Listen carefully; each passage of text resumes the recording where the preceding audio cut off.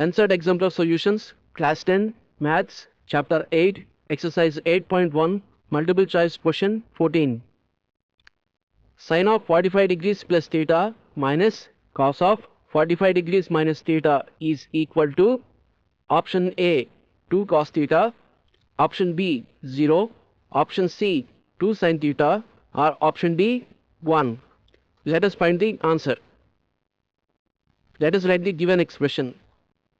Sin of 45 degrees plus theta minus cos of 45 degrees minus theta. We know that cos x is equal to sin of 90 degrees minus x. Let us take x as 45 degrees minus theta. That implies cos of x is 45 degrees minus theta is equal to sin of 90 degrees minus x is 45 degrees minus theta.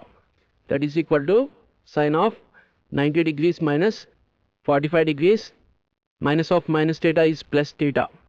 Sin of 90 minus 45 is 45 degrees plus theta. In the given expression, cos of 45 degrees minus theta can be written as sin of 45 degrees plus theta.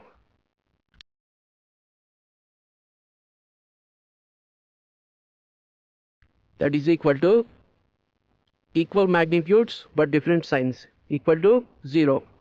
From the given options, option B is the right answer. Therefore, sin 45 degrees plus theta minus cos of 45 degrees minus theta is equal to option B 0.